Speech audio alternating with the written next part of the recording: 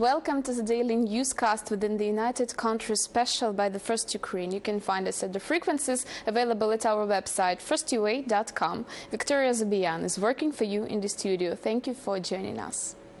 And the most difficult situation in the ATO zone is near Donetsk. Terrorists fire the airport and the city itself, National Security and Defense Council reports. For the last night, positions of Ukrainian soldiers were fired near 40 times. 2 people died, 5 were wounded. The helicopter from Russia entered Ukrainian territory in Sumy region. National Security and Defense Council reports about this. About news from the ATO zone, our journalist next.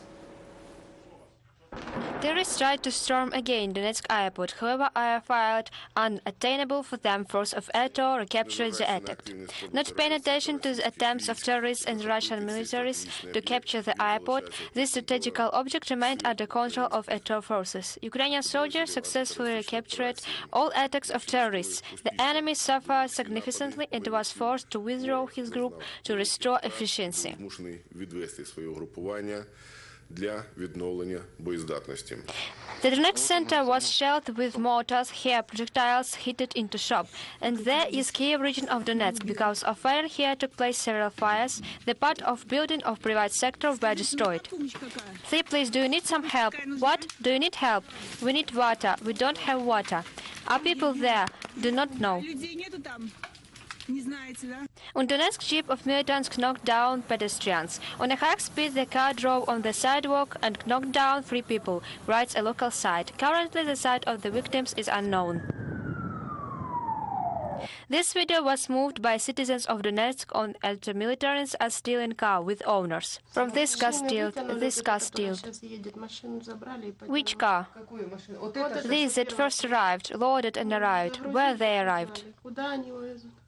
There are positions of ATO soldiers near Debaltseve. Under the firing, intelligent officers deload the road and make new roads to the most distant Ukrainian bloc posts.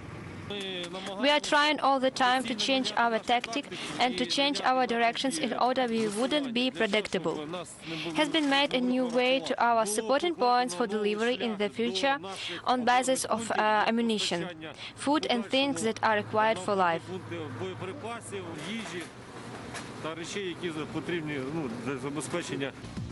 During the last day, terrorists from Grad and artillery shelled positions of ATO in the area of Tonenke, Pisky, Okhmatdet, Avdiyivka and Slavne. Hit it near station Luhanska, Makarova, Счастья, Nikishina, Chernukhina, Debaltseve, Mayorske. Volodymyr Karaban, First Ukraine. And today we have a guest in our studio, Mykola Balaban. He is a military expert who recently has come back from the ATO zone and some military actions in this area by his own eyes. Good evening, nice to meet you. Good evening, me too. And my first question will be about accent placing. So some part of Ukrainian society, politicians, military men, they guess that they should change the approach to military operation on the east of Ukraine, and instead of term anti-terrorist operation, use the term war. In this context, several moments are interesting to our viewers. First is the practical moment. You are the person who took part in this terrible events, in fact, you are eyewitness of this event. So, in your point of view, what is happening in Donbass? Anti-terrorist operation or a full-scale war, and with whom? Look, in my opinion, it's classical full-scale war with artillery barrages, with shotgun fires. It's classical war with all these issues and problems like in real war, what we saw in Afghanistan or in other places on the globe. But I don't think it's really crucially matter how we call it. Does it war or it is anti-terrorist operation? But by the fact it's war, and it's the key point. So you don't feel the difference between these terms? I think that the difference more for Ukrainian society and politics and international society. Of course, the for Ukrainians and international society, it's important to say that yes, it is really war, and now we fight with good trained, with well-skilled soldiers. It's not just like terrorists with suicide bombings or another things. It's really soldiers.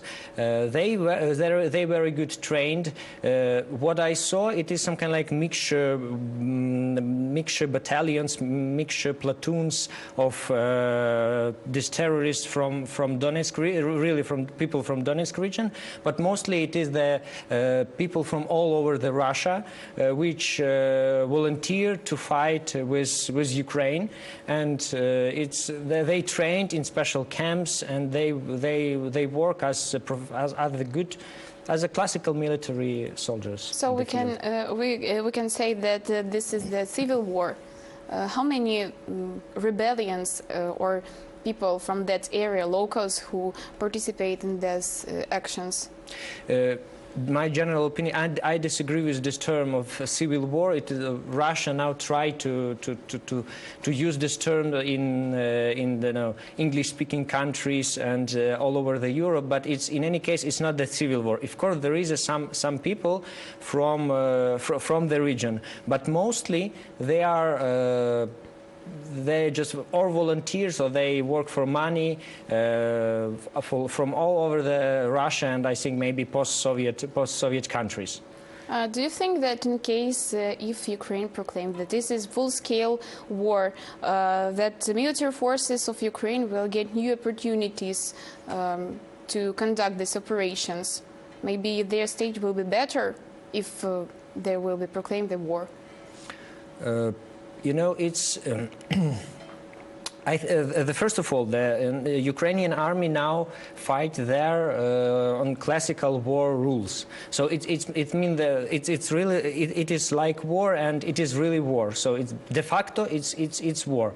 But when we speak about these issues, the obstacles, it's of course then if we proclaim that it is war on this region, there are war, and we provide war. It means that this commandant hour and the special these regions have to proclaim the special status of this Donetsk Oblast, Luhansk Oblast. Even in this Ukrainian side of this front line, on Ukrainian side we should create this pre-war zone with the special laws, with all this stuff to. And these are disadvantages of war. Yeah, I guess. Yeah, of course. And is it difficult, in your point of view, with our, I don't know, total crisis, as it was said by some medias? It's. I think it's difficult because it's a lot of new obstacles. The army should provide the new things, new people there. This military administration, all this stuff. You need to put there in charge of these communities and these cities, and it's a little bit hard to provide all this thing. Do the soldiers suffer from such attitude to these actions, or they are not waiting for something better? No. I think they are not suffer. It's the crucial point. I think it's very important to Ukrainian society and international society. It is the key point, and because I think for soldiers there is nothing changed so much in these terms at all, anti-terrorist operation or really war. So admitting of this war stage influences public opinion, and that will be better for understanding for people, just citizens of our country who do not participate in these actions but just observe them. Is it right? Yeah, maybe. Should we pay attention to the format of information support of these events? What can you advise for medias, for journalists? How to show these events in right way?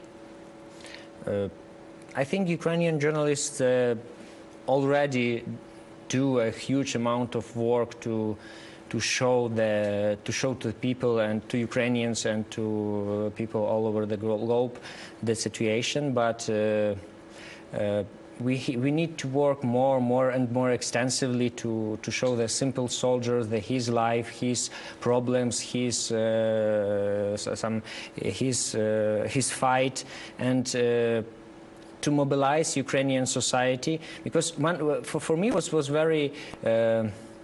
It was not comfort situation when I came to through the line of this the demilitarization line. Okay, where the civil administration work with any cities which are liberated. Yeah.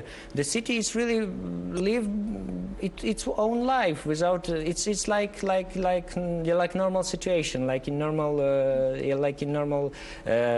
Not military obstacles, and of course, when I saw these big boards of politics before our parliamentary election, and it was so many there, and it was really for me was a little bit confusing. So here we have this military operation, war or ATO, and here it's like simple life without any difficulties. This is the next moment on which I want to pay attention. Well, military topic is deeply connected with the events on Ukrainian political arena, you know, and new Ukrainian parliament, which has recently begun to work. We can see a lot of military men, soldiers, commanders of battalions, and they have become people deputies, members of parliament. How do you think all these people are really want to help their country in this way through the political sphere, or they just have become victims of political technologies? You know, it's the problem has two sides. The first one is that these people who became Ukraine may make political career, they go there to make political career, and I think it's not good when we have some kind of like military operation. We have soldiers on the field, and this commanders, the battalion commanders, they come back to Kiev and go to parliament and like say, okay, now we will be the parliamentary representatives. I think it's not good. It's wrong situation, because soldiers, military people have to do military work and politicians have to do political work. But from another side of this cartoon, we see that when society at war, when country at war, you need to. For people, it's very important to see the military men everywhere. Also in policy, in social media, and in media, and they believe them, and they feel that these military guys can protect them from some problems from war. Okay, let's put it like that. To do everything in legislative, institutions. And the second question is about our cabinet of ministers. As we know, we have a lot of new people there, and also the Minister of Defense, Mr. Pivtarak, he was proposed by President of Ukraine, Petro Poroshenko, and Mr. President assured that he proposed him to this position only because attitude to him by military men, by military public, and the representatives of armed forces of Ukraine. And what is your opinion about this appointment, and what, in your point of view, will be changed in this situation with this new person in our government? Unfortunately, I can judge does it good appointment or it is bad appointment, but I think he's a good person who can make the job done. Do you believe in this statement that they had long conversations with the soldiers, and he knows all the problem which exist on the front line? Yeah, I think he was, first of all, he was not the man from the military, but from Nationalna Gvardia, and he more like was this institution. And as I know that Nationalna Gvardia is very proud of this man, and he done a lot of good job to create this the battalions and other these military platoons. And I think it's true that he work with people, he speak with people, and he have this very in war. It's very important to feel the ground, and I think he feel this ground.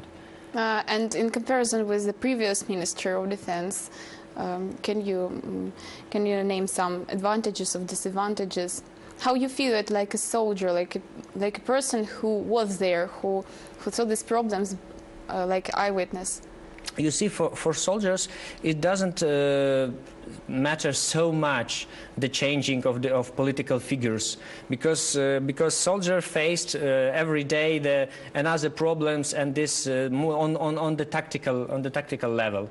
So it's maybe when we speak about the Ministry of Defense, his work is to mobilize economy, or to produce the more tanks, to produce the more vehicles and another things, and provide these vehicles to army. So it's not so long time to saw the really big changes, and there's I think it depends. The next couple months will show us his value, like the Minister of Defense, I think. I see. And to sum up, what should be done from the side of updated Ukrainian authority for efficient defense of our country? Can you name three the most important things? It's really hard question, because the things it's a lot of things. It's more than 10 or 12 maybe. We're trying to keep a positive mood, and it could be. So first of all, it's the technical problems, and we need.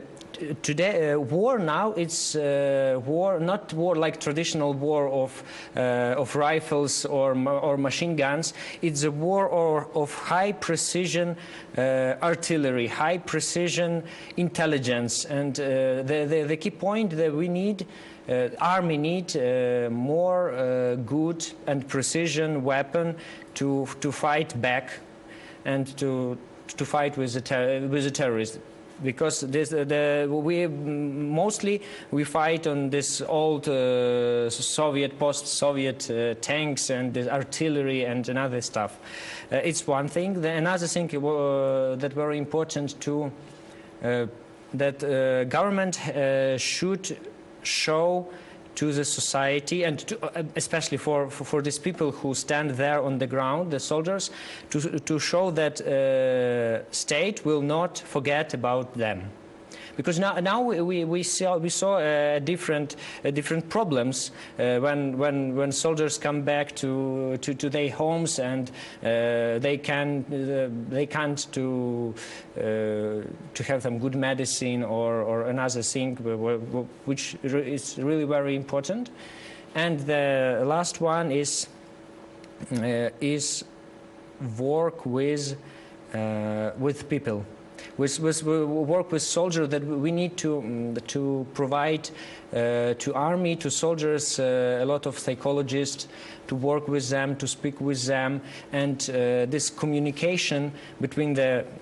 To save this patriotic mood. Yeah. And to save this patriotic mood, we need all the time communication between government and these foot soldiers on the ground. You know, when was the Second World War, the Churchill, the Prime Minister of Great Britain, or the President of the United States, they provide in Sunday or Saturday evenings, they speak with countries. It was something like that. they sit in the radio station and they speak what they think, what they saw, what they do, what they try to do, what they try to manage. It's very important.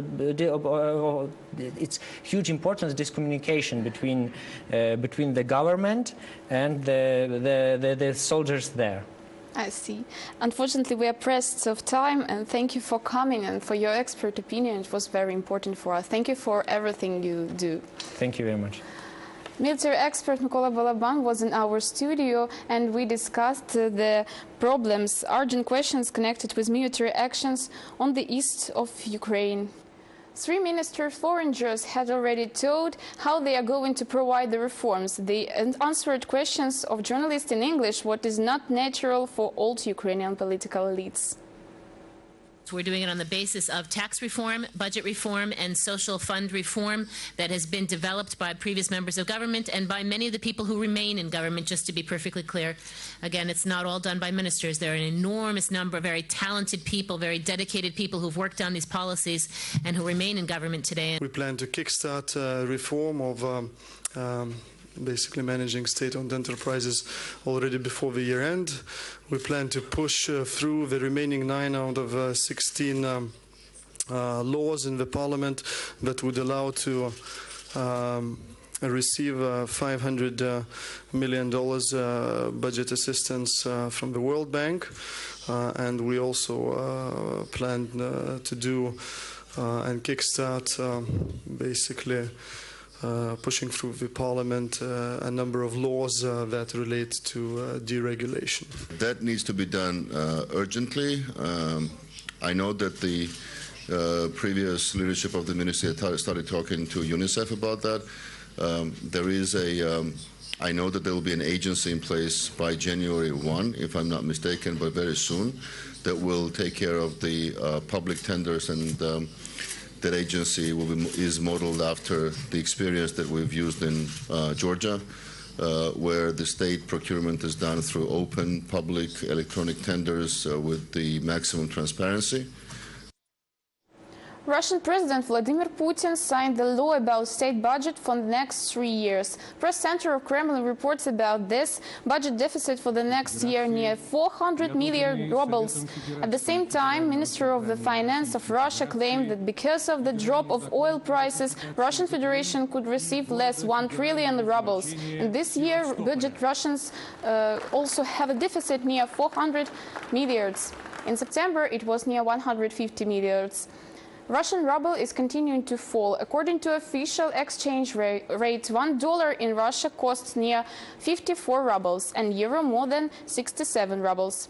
The exchange rate began to fall after the providing of sanctions against Russia by Western countries and world drop in oil prices. Russia hides the real causes of refusal from building of South Stream. It was said by ex-ambassador of Bulgaria in Russia, Ilyan Vasilyev. According to his words, Kremlin decided to close this project because of the bad economical climate in Russia, but not because of the refusal of Bulgaria to build the gas pipe on the Black Sea bottom, as it was claimed by Vladimir Putin earlier. Because of depreciation of the ruble, financing such expensive project as South Stream has become impossible. Moreover, Moscow has received money from Beijing on common project in the energy sector and now wants to direct investments in the construction of the gas pipeline, Altai and the power of Sibir. But the true financial situation in Russia gradually goes out, and geopolitical efforts of Kremlin cannot disguise it.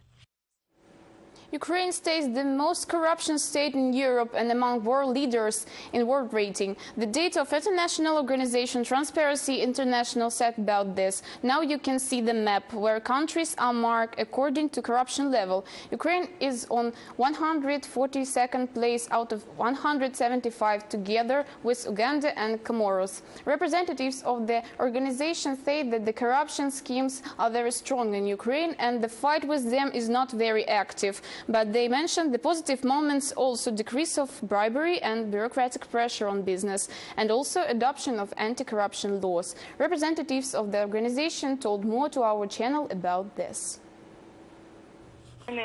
It is important to do for Ukraine 5 steps which we propose for government and for Ukraine. Namely, to create anti-corruption agencies, make bureaus work. It is needed that government adopted legislation on transparent funding of political parties. In order to the oligarchs not have such influence on policy as now, we'll need to develop a detailed plan for the government which reduce corruption, because even Yanukovych he was, and now we have not disclosure of state register.